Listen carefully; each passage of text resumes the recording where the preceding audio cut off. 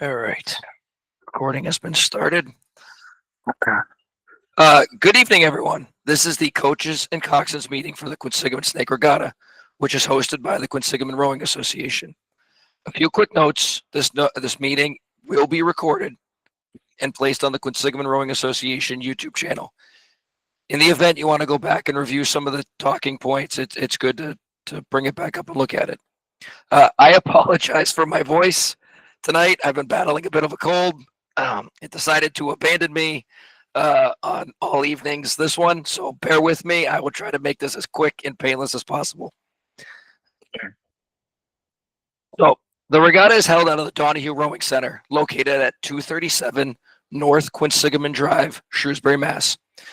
For those of you who don't know me, my name is Thad Gamula, and I'm the regatta director for the Snake Regatta. I am joined tonight by John Quinn, who is our chief referee of the regatta. John will speak a little later on in the presentation. Moving forward, everybody's favorite topic, parking and trailer parking. For those of you that have been here before for this regatta or most of our regattas, nothing has drastically changed. Boat trailers and buses will be in the state boat ramp. Team vans will be in the dirt lot behind the Donahue Rowing Center, and everyone else, personal athlete vehicles, spectator vehicles, will be parked on the street or in the Shrewsbury High School parking lot. Boat trailers. I ask you are courteous of one another. If we park with one space gap between trailers, you can fit 12 trailers in that lot comfortably. I anticipate about 13 trailers, so just don't spread out. Leave some space. You'll have plenty of space for rigging in the center of the lot. You don't need to be directly next to your trailers. Just be mindful of each other, and we'll have plenty of space for all. Team buses, per usual, will park along the north edge of the boat ramp. Please be aware of the no parking on the street south of the boat ramp. There is no safe parking here. Vehicles will be towed. There will be no parking signs up throughout the south part of the street and anywhere at the north portion of the street that you are not allowed to park. So just be aware of the signs. Please obey the signs. We're going to have several police officers there. And you don't want to get your vehicle towed. Here's another view of the area. Please note, personal athlete cars should be parked along the roadway north of the boat ramp. Anything in the yellow arrows here. Or at Shrewsbury High School. To repeat, no parking south of the ramp. Coaches, coxswains, I urge you to spread this to your team, to any spectators you know are coming. Please, no parking south of the boat ramp. Please note, across the street at the post office, there is also absolutely no parking. The grass in front of the property the grass in front of their property is included in that rule. There is no warming up in their driveway either. Please stay out of the post office driveway and grounds. For Saturday, we will have a shuttle service. I highly recommend parking at the Shrewsbury High School. There will be signs that say regatta parking with arrows. Please follow them. They will lead you to the upper parking lot of the Shrewsbury High School. From there, we are running a shuttle that will drop people off all the way from the high school lot to the top of the state boat ramp. This will be running from 7 a.m. to 1 p.m. Please utilize it. I can't stress this enough. It will fill up. The roadway north of the boat ramp will fill up. So just please, when in doubt, go park at the high school. All right, enough of the boring stuff. Let's talk about the course and traffic patterns. So for those of you who have been here before, I'm just going to stress it's more of the same. Nothing has changed. For those of you who haven't been here before, it's very straightforward. In front of the DRC, we have a dock. It's shaped like a Y. Everybody, whether you're stationed at Donahue and row out of Donahue or you're a visiting crew, will be launching and landing from that dock. So you're going to funnel down and you're going to launch from the south end of the dock. Everybody will be launching from the same area. There is limited space. We need to work together and move with a purpose to get off the docks.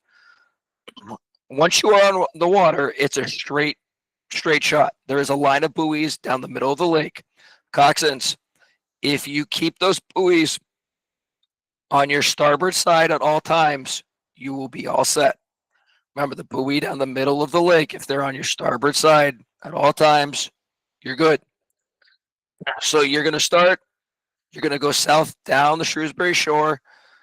Buoys are on your starboard side. Your first big landmark you're going to get to is the Route 9 bridge.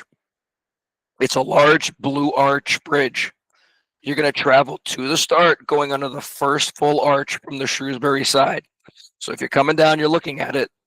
There's a little half arch, and then there's a full arch. That's the arch you're going to go through. The line of buoys goes straight to the pier in between. So that's how you know that's the arch to go to. Once you go under that, the next landmark you will come across is what we call the Narrows. You can see in this little inset here on the map, the Narrows is aptly named Narrow. It's our narrowest spot on the lake. A marshal will be placed at either side of the Narrows to monitor traffic, but more specifically, the racing traffic. Okay, so you need to keep your head on a swivel and be aware when you're coming down closer to the Narrows. All crews warming up and headed to the start must give precedent to the racing crews. It is single file through the Narrows when warming up. To repeat, it is only single file when warming up. And you're going to the start. Once you clear the Narrows, the lake opens up. You'll head past 3 islands, once again, keeping them on your starboard, until you get to Lone Pine Island. And it's a small little island all the way at the south end of the lake. It's, once again, adequately named because it's sparsely vegetated. This is where you will notice the start marshal is gathering events together and putting them in order. More on that will come when John talks. To go through the race course going when you're actually racing, after you start, you will come across the Lake Park Beach. It's labeled here as Quinsigamond State Park Beach. It gets shallow. Please just keep in mind, if you hug the shore here, it's going to be shallow. Your best bet while racing is to stay closer to the buoy line. Next, excuse me. Sorry. Next is the Narrows. Unlike when you're warming up, passing is allowed in the Narrows, okay, while racing. However, please be aware of your surroundings and make safe decisions. You will head up after the Narrows to the Route 9 bridge. Same thing. It's just you're going to go through the middle arch. The next slide is actually going to show it a little better. It's a picture of the bridge racing versus racing versus practice traffic. After the Route 9 bridge, it's a straight shot to the finish line in front of the DRC. Once again, keep the buoys on the starboard side and stay closer to them. It is not advantageous to follow the shoreline whatsoever at any point. Please completely row through the finish, which is marked by a large white buoy. Paddle up to clear the finish line.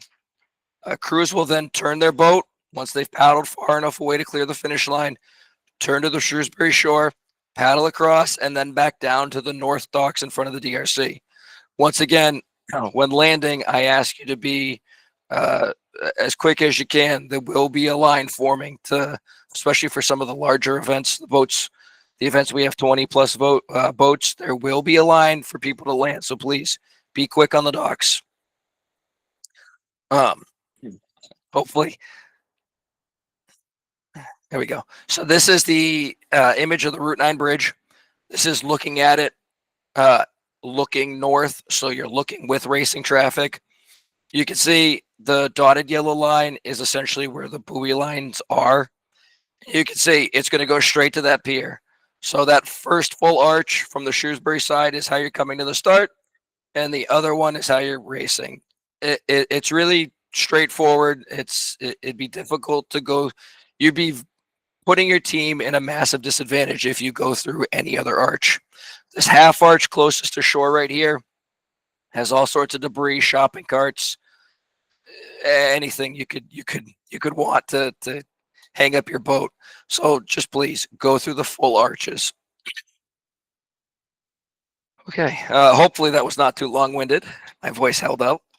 If you have any questions on the course, we will attempt to address them the best we can at the end of the presentation, so please hold on to them.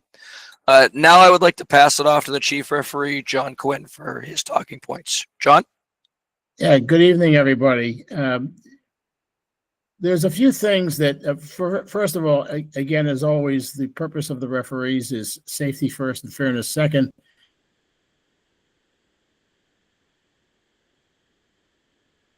This race is no successful, but please work with us on the safety issue, and the lightheartedness will come. There's a few points that stick out that I want to go over first. They are in their own context as part of the regular presentation, but a couple different points I want to make out.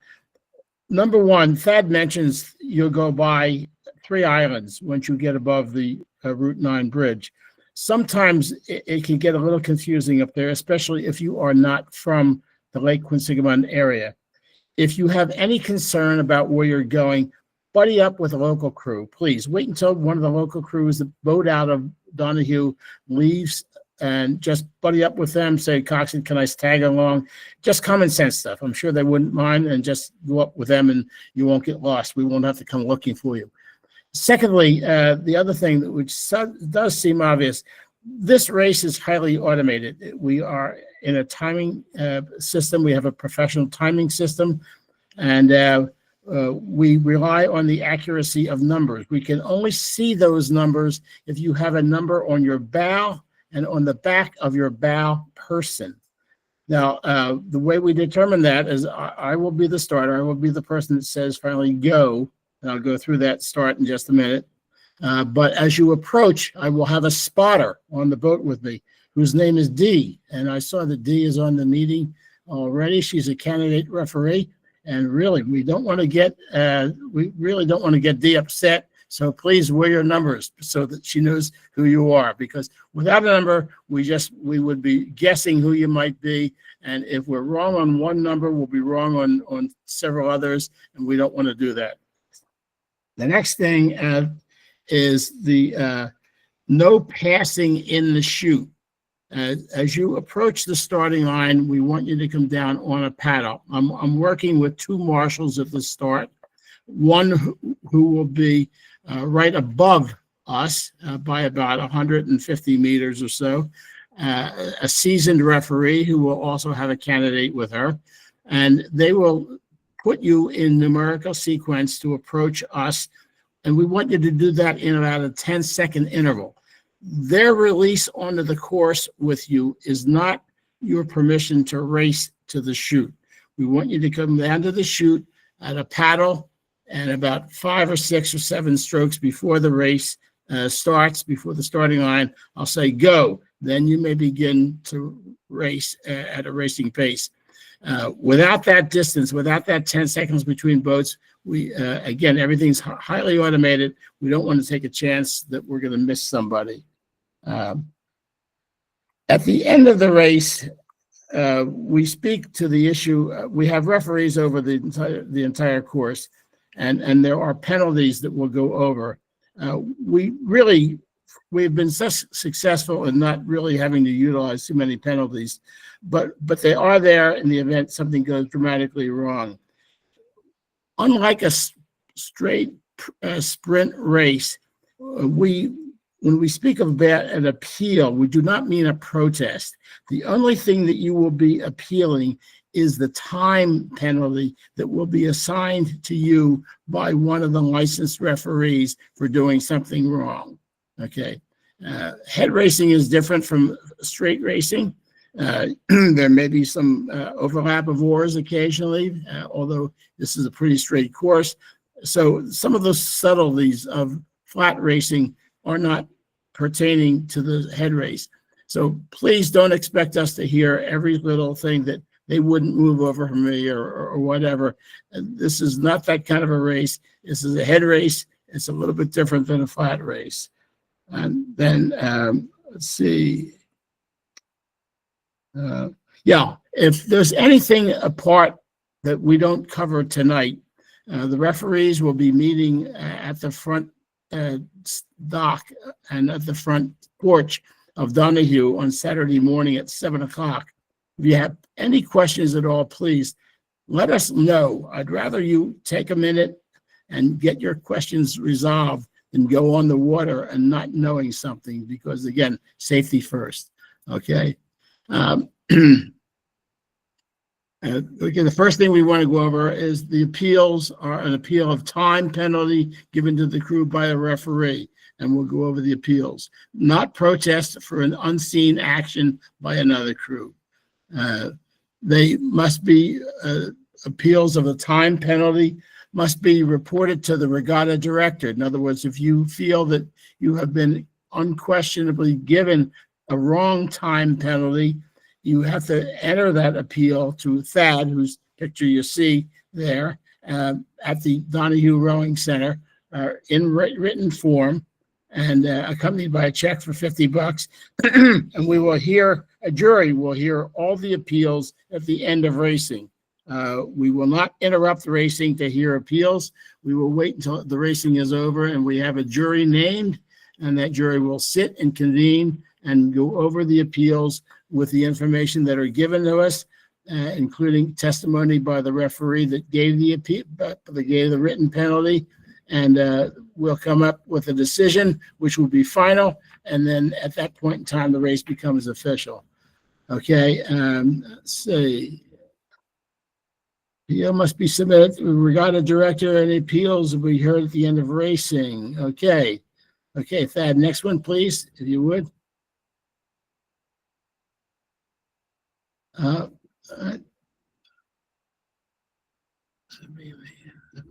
Okay, you're responsible for being in the assembly area about 10 minutes before your race time. We have the referee that I mentioned will be about 100 to 150 meters above the starting line with me, and then there'll be one right at the very, very top to kind of pre-assemble you. Get yourselves as much as possible in numerical sequence as possible. Again, 10-second intervals is what we want when you go across the starting line. What I'll be doing, for example, and I'll use Holy Cross as an example, I'll say, Holy Cross, bow number 8 on the paddle, please. And then I'll address you 2 or 3 times, and then I'll say, Holy Cross, bow number 8, go. When I say go, that means you may begin to row at a racing pace. And I'll say go about 3 or 4 or 5 strokes before the actual starting line. Starting line is marked, but you may or may not see it. It's set up for the use of the timing crew that will be off to my side, not so much as for the information of the referee of the crews. Okay, let's see. Late arriving boats. We don't want to lose anybody. If you are a late arrival, we'll tuck you into the end.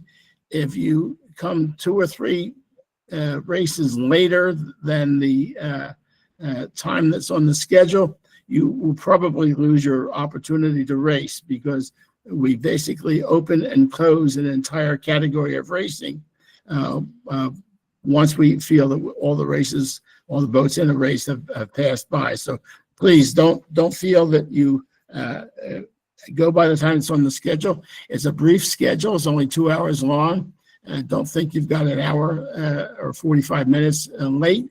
Give yourself a good 20 to 25 minutes to get up to the top of the course. It's about a 2.5 hour row. Is that pretty accurate, Thad? 2.5 hours or so? 2.5 miles, yes. 2.5 miles, okay. All crews, okay, so he has you starting blocks, okay, that's fine. We have this, will be a chute there set up with buoys, and you'll be coming down the chute on the paddle until I say go, and then you may begin to row at a racing pace. Any boat being overtaken, now this is where we get into passing. Certainly, if you want to pass, most of this race course is a fairly straight line. If you can think of 2 straight lines from the starting line pretty much down to the Route 9 bridge, and then once you make the turn, Route 9 bridge to the finish is dead straight. Okay, so if you're approaching a crew that's a slower crew ahead of you, the slower crew must move over and give you the right of way. Okay, That is not the opportunity for the slower crew to try to block you. I don't care if the slower crew wants to race you when you're alongside them, but block you, they cannot do. And if there's a crew that blocks another crew from going past them, they will be given a time penalty. Okay. Let's see. We want you to yield to the boat that you're overtaking once that boat is a length of open water behind you.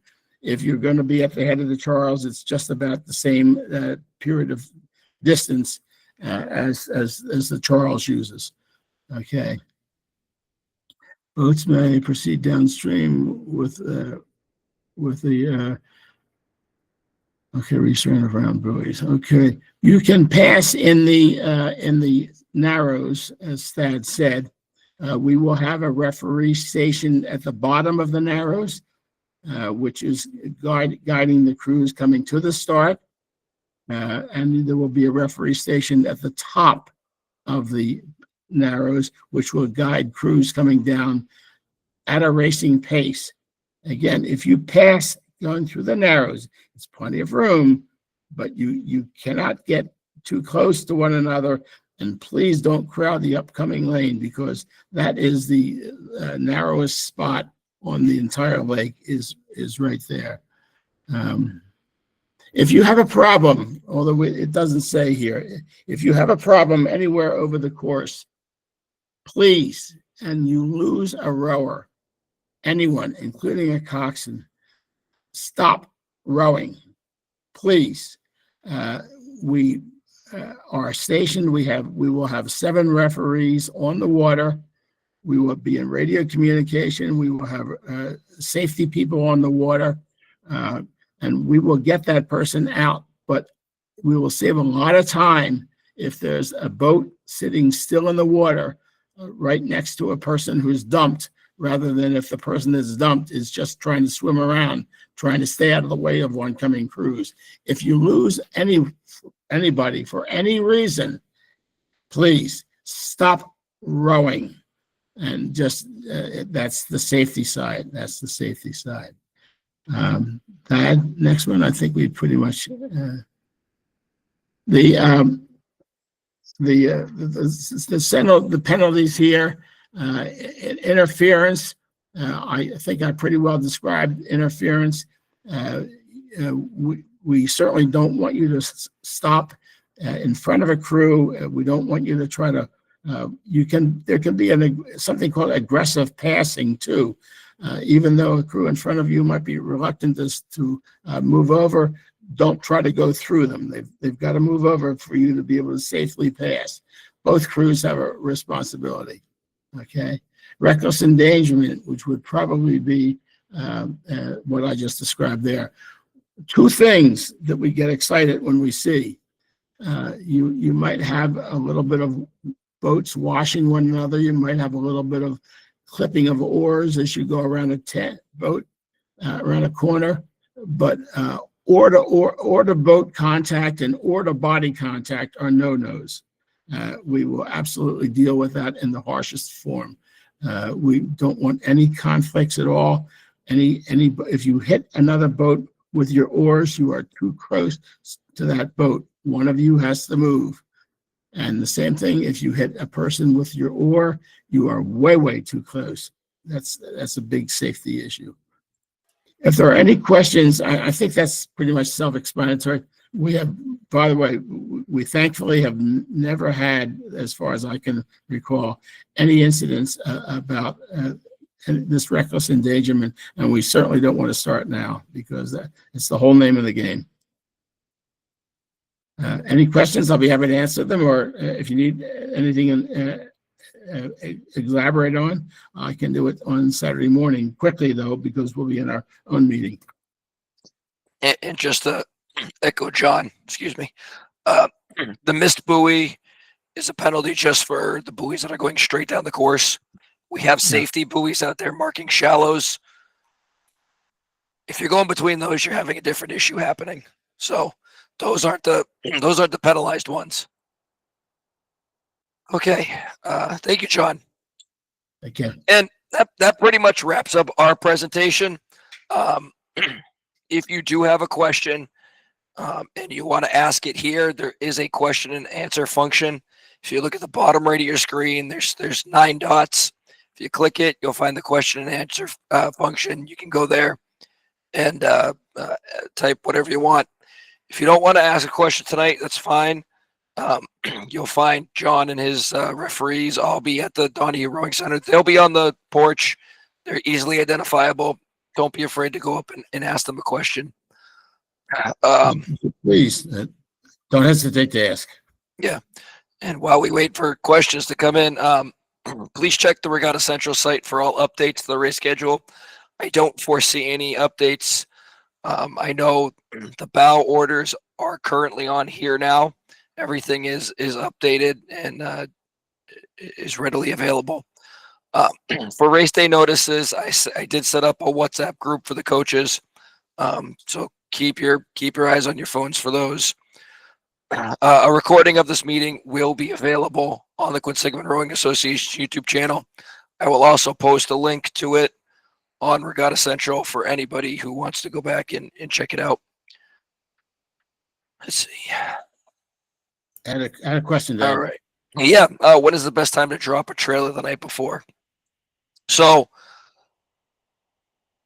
there is no time the night before. It's just what needs to be said is it's a state boat ramp. Just be aware it doesn't have security.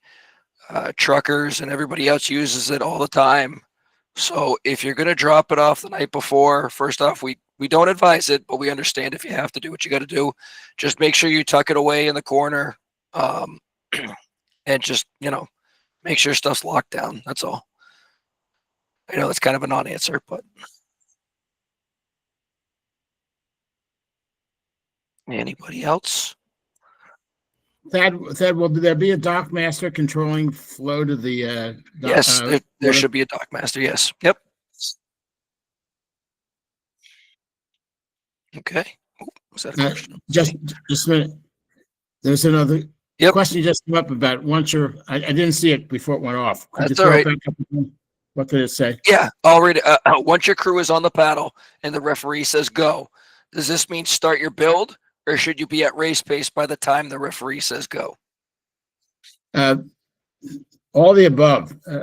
You'll be building gradually. As long as you maintain the 10-second interval through and you're not going full tilt. If I sense that you're going too fast to a point where you might come close to overlapping with the crew in front of you, I will slow you down. If you get too close to the crew in front of you, I will stop you, okay? And stopping means I will stop you in the chute right there, believe me, because we don't want people chewing up the, if people want to put a little more pressure on, certainly you'll have 5 or 6 or 7 strokes to do it. After I say go, if it's 8 strokes, that's fine. But just, we need to maintain a 10-second interval between boats. If we miss the time, if we miss getting a time properly, it will really cause us a lot of grief, and we don't. That's very hard to handle. Very hard to reconcile, quite frankly. Yeah. Next question: which buoys are penalties if you hit them? John, you want to answer that, or you want me to? I mean, it's really don't care. Go ahead, Dave. I was gonna say it's not if you hit the buoy; it's if your shell goes around the buoy, and it's not easy to do. The buoys are usually 100 to 150 meters apart. They're not your little. If you've been here in the spring, they're not the little oil can buoys that we typically have on the race course. They're bigger buoys, and I'll answer the second question too. The buoys do not change color; they'll be the same color straight down the course. We're not gonna show like 250 to go or anything like that. The only thing that will change color is the start buoy and the finish buoy. There will be an additional very large white buoy. You can't miss it.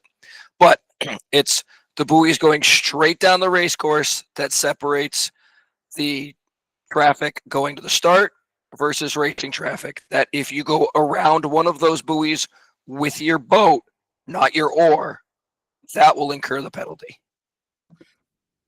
Unlike an albano system on a buoyed course such as they have at Quinsigamond, if you row over a buoy, there's very, very little effect. Most of these buoys are put out there for marker purposes.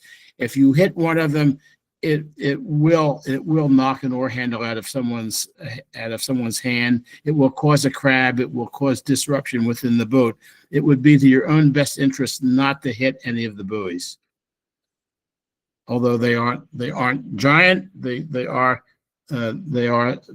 above the size of the ones that are used for the albano system. Right. Okay. I do not have any more questions. So with that, like I said, if you do have any lingering questions, go back, review this on our YouTube channel. The link, once again, will be on Regatta Central, or ask in person on Saturday. Don't be afraid to ask. And Sean, unless you have anything else to say, perfect.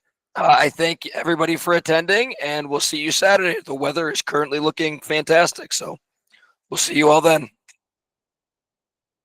Have a good one.